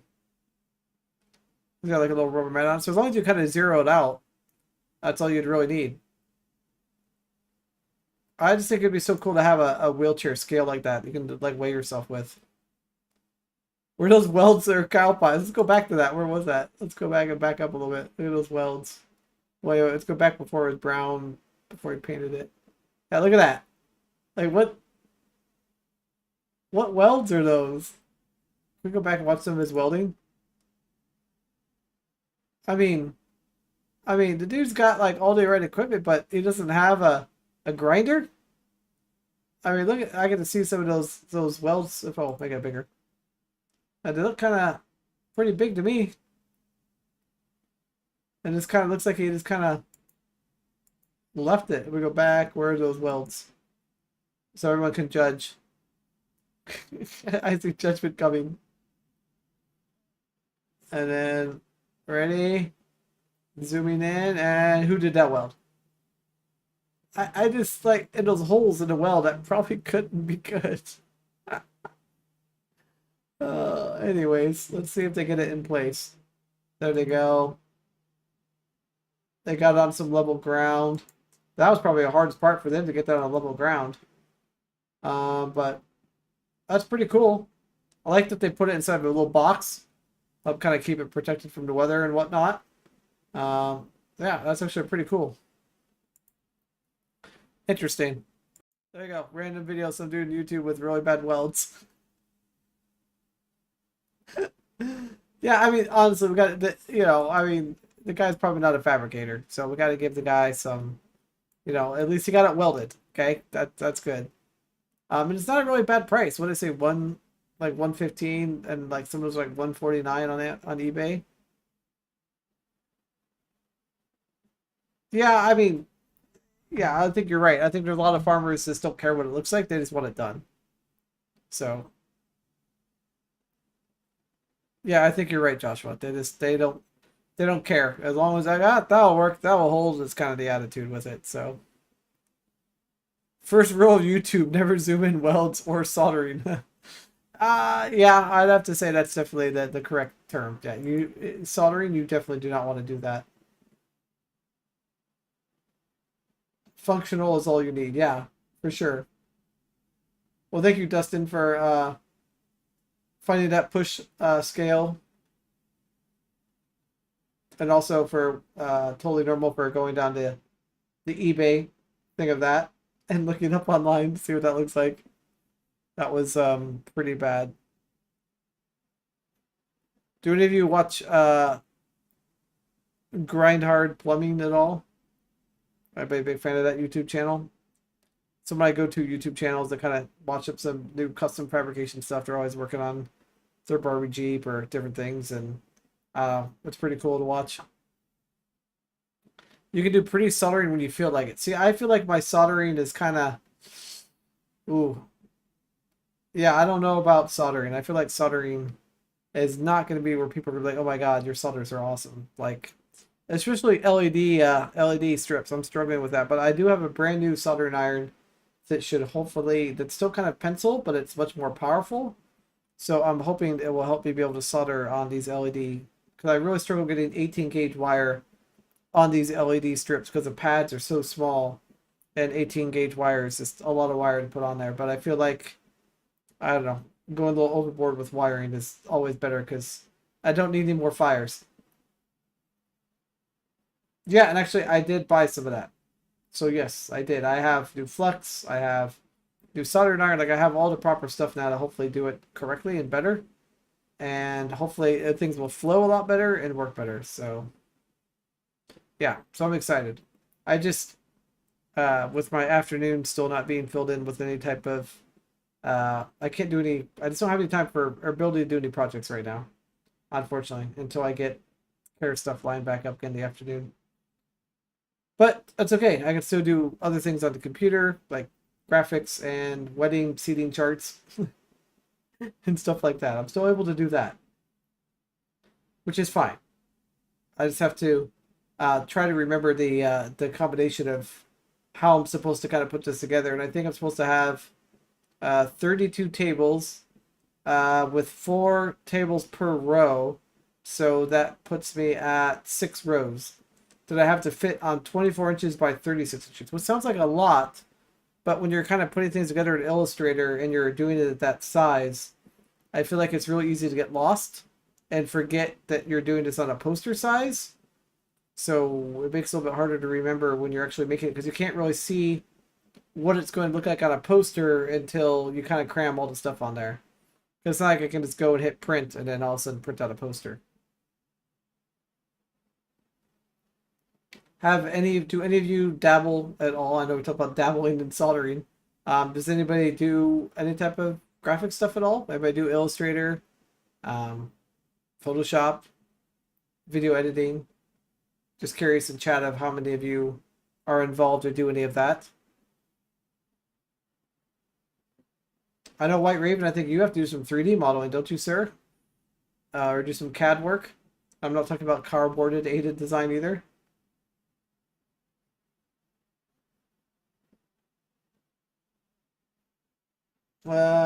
Anyone replace front calipers on a Dodge minivan? The passenger side piston had a big hunk break off and leaked brake fluid all the way home. Looking for the cost. 2005. I have not. I've actually had to. I haven't ever had to. Well, that's not true. I did have to replace the calipers and the rotors on a Dodge Caravan, especially if you use hand controls at all. I kept burning through my front brakes of my 2000 Chrysler Town and Country van. I would just like there's I had drums in the back and disc in the front, and I kept warping rotors right and left. And I finally went with a company called I think Stop Tech Pads. And I also think they also had they were drilled and slotted rotors because I kept burning up like brakes. So and as far as the caliper goes, I think I just went into like Napa or like O'Reilly's and just bought like a replacement caliper. I think you'd probably be able that'd be your best spot to go to get a caliper.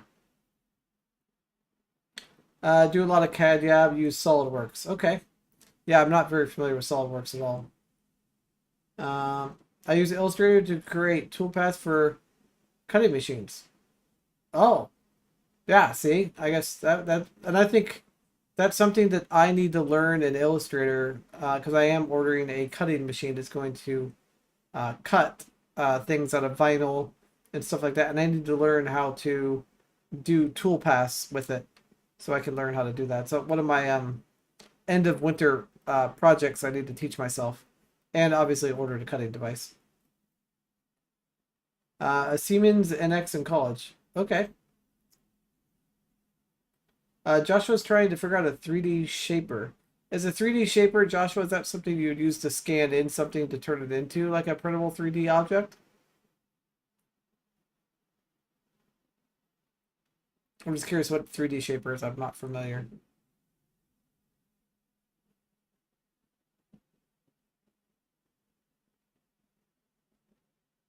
Ah, got it. The type of cat thing. No, I don't. Yeah, I don't know anything about that. Maybe it's a White Raven might know something about that. Maybe. Also, a different in SolidWorks, but I was just curious. All here in chat has had experience with doing anything. And I know Wanzo, I believe, uses Illustrator as well for some milling on the wood machine, on the CNC machine. I feel like Illustrator's kind of used a lot of that. Oh, you don't know about 3D Shaper? Gotcha. Well, I figured I'd toss it out there. Maybe you would, maybe you wouldn't. All right, I only have a few minutes left here. I just saw what time it is. So we're going to take the last 15 minutes to hang out and chat and basically dig into Illustrator here at the same time. Gonna multitask. I spent way too much time with AutoCAD doing wiring diagrams and panel layouts. Interesting. No, Joshua, I'm not. I'm going to be starting out with a real basic device. Nothing fancy, but it'd be enough for vinyl printing and embossing and kind of just learning the whole start, unless there's a high new recommendation from chat. But I'm kind of leaning towards getting one of the Cricut machines just to get started. I'm not doing like mass production of vinyl prints or anything like that, but just maybe just to kind of get me started, because I can do embossing and cutting of like paper and like cardboard things. I can do paper art with it. Yeah, just something I just want to kind of get started with, and then eventually, I mean, if anything, I can always use it to make get like a really awesome laser printer that does full color, and then turn around and make like stickers with it or something, and use the Cricut to cut out the stickers as a possibility. Yeah, I don't know. I figured that the circuit Cricut, whatever it's called, it's called Cricut machine. That's where I'm going to start and to see where it goes. Maybe that'll be enough for me. It's all I need, or maybe I want to upgrade and do something with laser. I mean, if I had the ability and the space, I would do like a full-on laser, and I just don't have really space or anything for that. But I know a Cricut does not take up a lot of space, and it can cut like thin leather, all kinds of paper. I don't think I can do acrylic, but I can at least do vinyl, which is honestly what I really want it for, is for vinyl printing.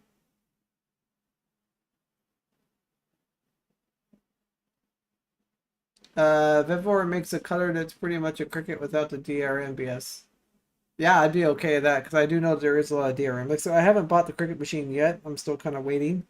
I'm kind of seeing to kind of, I don't know, do a little bit more research about it and make sure it's actually something I want. I don't want to waste money on a product I'm not going to use, or is going to do everything I need it to do. So I'm down for any other, like within that 300, 500-ish dollar like price range. That's just in their recommendations. I know there's a lot of you in chat that have had a lot of experience doing vinyl cutting and other cutter kind of devices and things that would be, I don't know, an alternative possible besides a Cricut machine. I was just trying to think of something that had multiple uses. I could use it for multiple things. Use it to create some stuff to be able to sell. Just kind of a whole combination thing. That was my thought. So whether or not that'll actually happen, and I don't know. We'll see. US Cutter has some super cheap stuff. Vevar is sketchy. It's good. See, I know everyone in chat's gonna have their own little thoughts. So what makes the Vevar sketchy, and then US Cutter? See, now you guys got me all distracted. Now I have to go look. I'm curious. Now what is US Cutter? Ah, it's alright for some things, but not. Well, these are strictly cutter devices, is what we're talking about, right? Yes.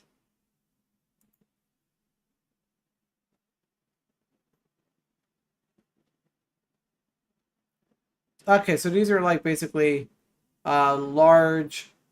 US Cutter is like the large vinyl cutting machines, correct? Yeah, I see here.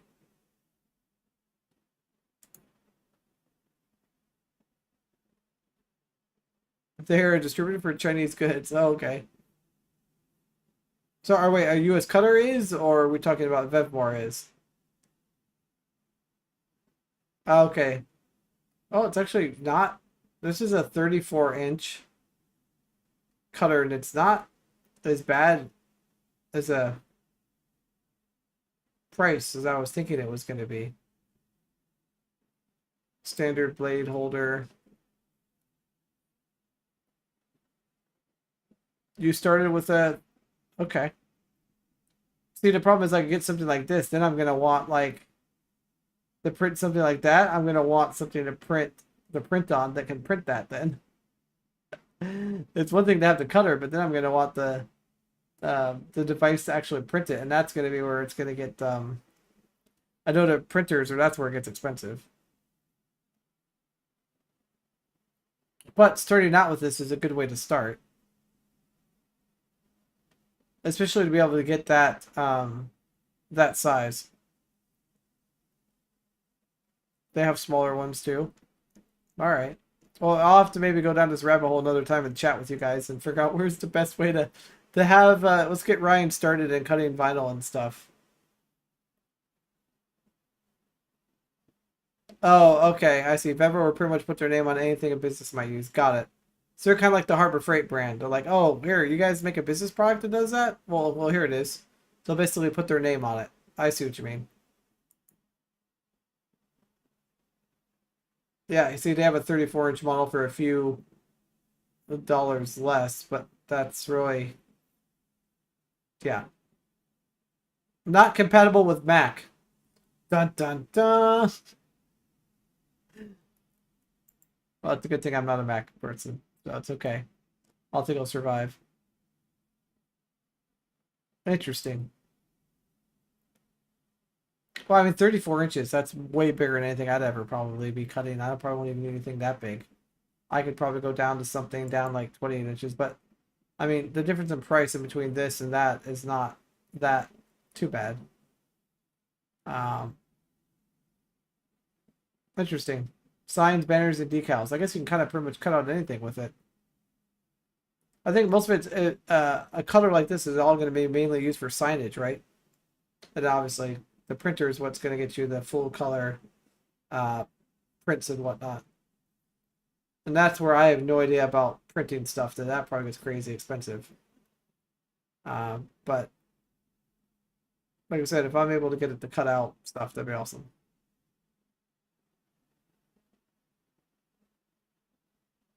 True. Yeah, I mean, it's basically a heavy duty kind of cutter, basically, is what this thing is. I was seeing what is the, looks like there's the Vevor ones, and then it goes right to the US Cutter brand. Interesting.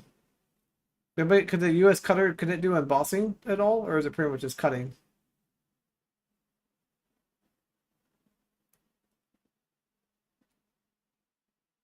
And the DRM is real. Oh gosh. That's the thing I kind of read online, like the DRM on there is like insane. And you're kind of locked into their software and stuff. I got the whole CO2 laser for, ooh. I don't know, maybe we need to talk, White Raven. Hey, hello, Emily. How's it going? Welcome in. We just went down a rabbit hole of looking at like cutters for to be able to do cutting out vinyl, stuff like that. Nothing too.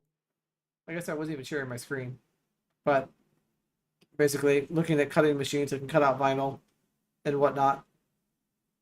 Trying to decide on a purchase to kind of get into making vinyl stickers, stuff like that. Oh, you have a rabbit hole? Oh, no, I wouldn't get a laser for... No, the laser was just going to be to print out other things and to be able to cut out for stickers. That was kind of the thought process there.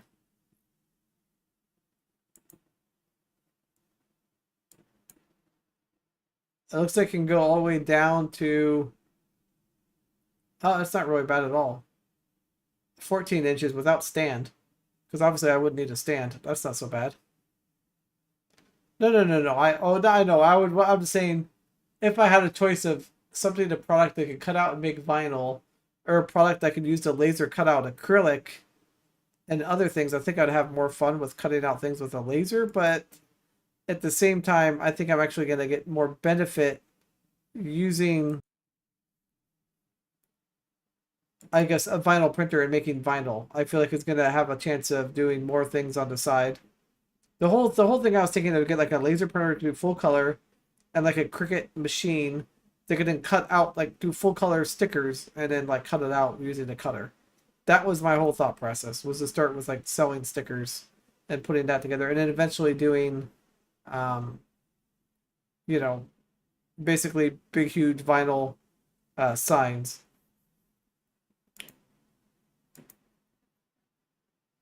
And to make here's a perfect example of what I want to make. This is courtesy of Totally Normal.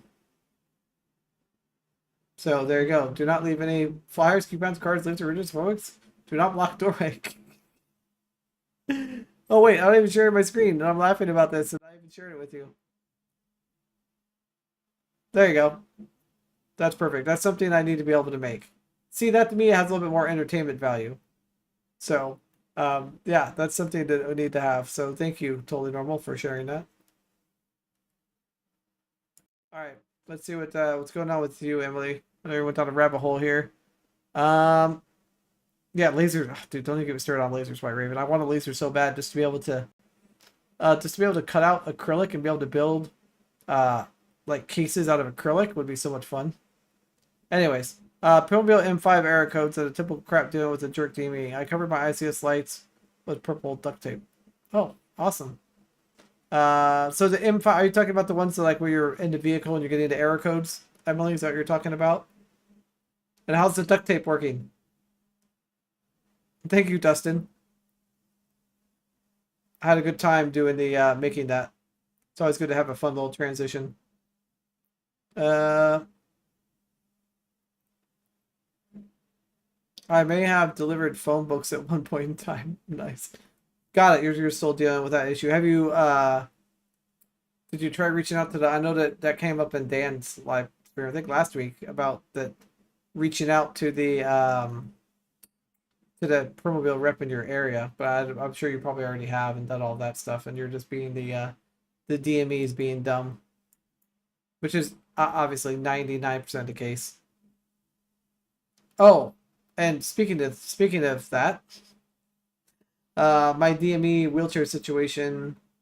So, and maybe anybody here can chime in and chat that's experienced this. So, I have both Medicaid and Medicare, and the DME basically refused to order the wheelchair until I put a credit card on file because they knew that the seat elevator wasn't going to be covered and I'd have to pay out of pocket for it.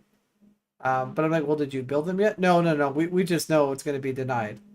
I'm like, okay, well, I have something from the insurance company saying it's covered. And then I kind of did a little bit of research and I couldn't, something about that, I guess that Medicaid doesn't have a code for seat elevator. So just curious if anybody else has dealt with that receives Medicaid in on the state where you live. Something about seat elevators not being a covered thing because there is no Medicaid number like in the system, I guess, for seat elevators. So I have no idea if anyone else has experienced that. And I figured I'd throw it out here in chat and see if anyone, yeah, has had to deal with that. Because Medicare covered like majority of the chair, and that part's already been taken care of. Is it supposedly the seat elevator couldn't be billed to Medicaid? That was the part that was like, what the heck?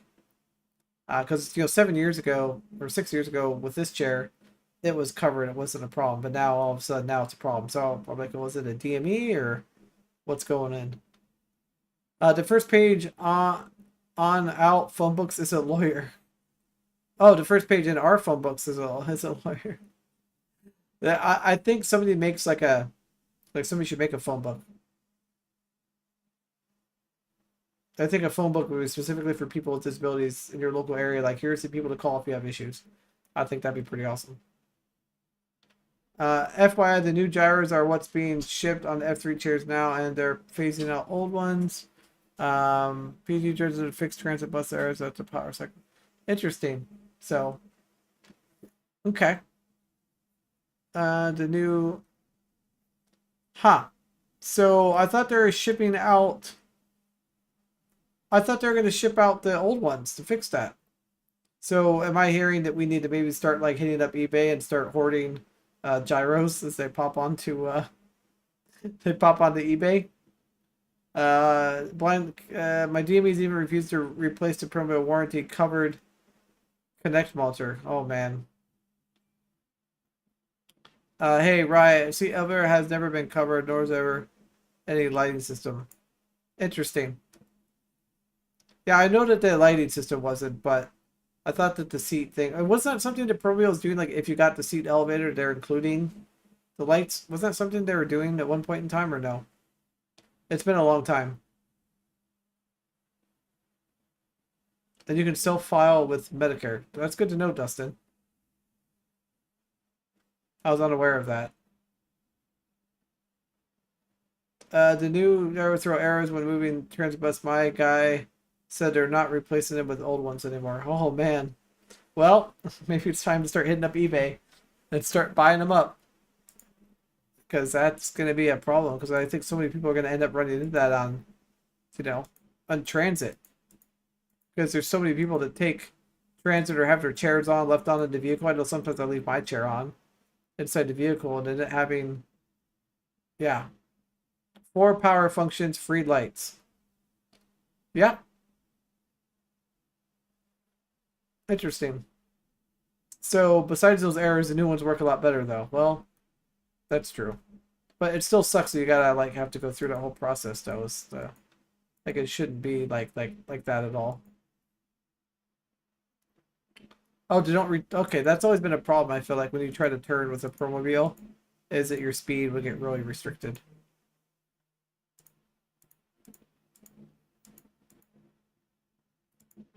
Let me see.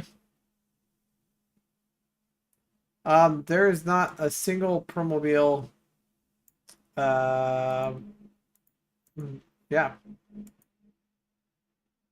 I'm not seeing any anything like that on the Promobile. And I'm seeing if anybody's selling anything like that for. I could, sure. I guess I share a screen with you guys.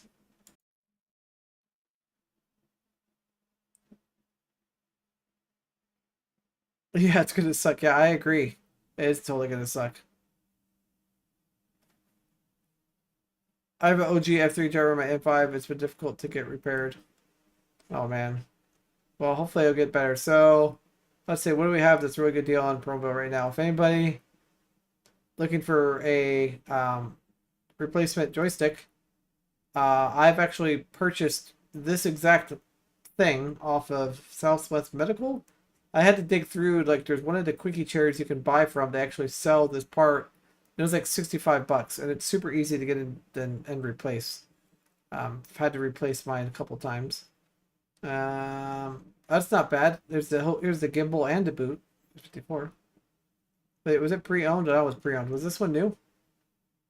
Yeah, see, for $49 for pre-owned, you can buy that like $65 from Southwest Medical, or used to be able to. I was just curious. I wanted to put in here Permobile to kind of see what's in here, to kind of see if there's anything in here that would be like including that. But everything's pretty much a seat controller. ICS switch boxes obviously are a big popular thing on eBay. I always like just to hop on here every once in a while and kind of see. That's not a bad deal for an open box, supposedly brand new 120 amp controller. It's not terrible. I'd rather pay for something really cheap like that and then upload firmware on it. Who cares? Or not firmware, but like a custom tune. Wow, here's a whole entire electronic set. Like they literally took every single part out. Oh, look, there's the gyro, right there. What year did this come out of? This is like a really old. This is like a 2012 vertical standard. Oh wow, that's crazy. Every single part you could ever want. As far as, well, obviously you don't need the vertical standing stuff, but it looks like it's only a 90 amp controller. Anyways, I wanted to go on here. I wanted to see if anybody had any for sale, but I have a feeling that's going to be one of those things that's just gonna those errors or something we're gonna have to be stuck with.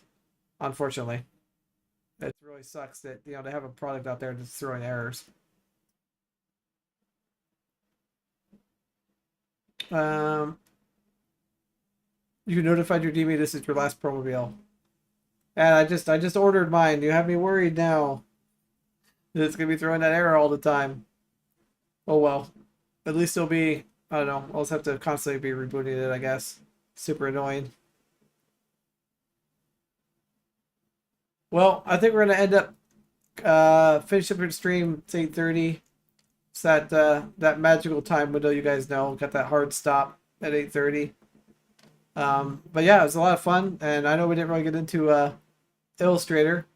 Yeah, it'd be actually my fourth promobile. So yeah, you're on your third. I'm on my going on my fourth. So I've been a long time user of it. But yeah, have an awesome night. I really appreciate everyone being here. For those of you that are looking for any Illustrator content, it's at the very beginning of the stream. I showed off some cool things you can do in Illustrator that I didn't know. You can do variables and import things through spreadsheets into Illustrator. Who knew? Yeah, and I will get this wedding thing done. Don't worry. I will put a small picture of it up on Twitter and Instagram so you guys can see the completed yeah, Illustrator files. You guys know I actually did it and actually make it. Anyways, everyone have an awesome evening, and thank you again for joining me. I appreciate each and every one of you. And remember, if Ry can do it, so can you. And remember, like, share, subscribe, all that good stuff. Have a good night, ladies and gentlemen, and I will see you guys next time. See ya.